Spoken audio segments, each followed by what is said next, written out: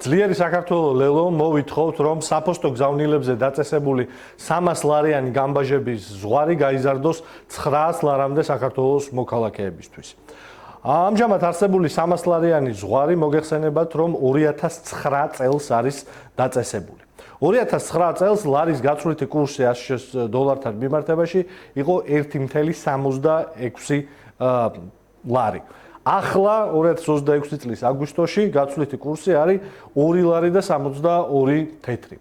ამის პარალელურად იცით, რომ კოვიდის პანდემიის შემდეგ ერთგვარი რევოლუცია მოხდა მთელ სავაჭრო სისტემაში და საქართველოს მოქალაქეების ძალიან დიდი ნაწილი გადავიდა ონლაინ შესყიდვებზე და გამოწერით შესყიდვებზე სხვადასხვა პროდუქტის. შესაბამისად 2009 წელს ლარ და 76 თეთრზე დაწესებული გამბაჟების ლიმიტი აღარ არის ადეკვატური დღევანდელი რეალობისთვის და საქართველოს ასობით ათასი მოქალაქე ძალიან მძიმედ ტვირთად აღიქვავს აი ამ 300 ლარიან ლიმიტს, რომლის შემთხვევაში საოცრად სასაჭირო გამბაჟება და მთელი ბიუროკრატიული პროცედურები იმისთვის, რომ მისი სასურველი პროდუქტი მიიღოს.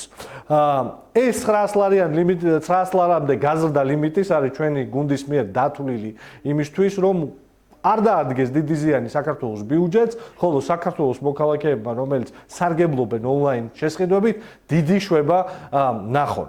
მაგალითად, ჩვენ გამოვიკულიეთ ზუსტად, რომ 300-დან 900 ლარამდე ღირებულების 30 კილოგრამამდე საფოსტო გზავნილების მოცულობა და აქედან იმპორტის გადასახადი და დღგ ჯამში ბიუჯეტში არის 14 მილიონი ლარი. 14 მილიონი ლარი შემცირდება საბიუჯეტო შემოსავლები, მაგრამ საქართველოს ასობით ათასი მოქალაქე ნახავს უდიდეს შვებას. ეს არის შვება როგორც ინდივიდუალურად ჩვენი თანამოქალაქეებისთვის, რომლებიც ტემუდან, ამაზონიდან ან სხვა საერთაშორისო დიდი პლატფორმებიდან იწერენ სხვადასხვა პროდუქციას, რომელიც ხშირ შემთხვევაში ბევრად უფრო იაფი არის ხოლმე, ვიდრე საქართველოში ადგილზე არსებული პროდუქტები. უდიდეს შვებას ნახავენ ისინი და უდიდეს შვებას ნახავს ასევე მცირე და საშუალო ბიზნესი, რომელიც სავაჭრო გადაყიდვით არის დაკავებული.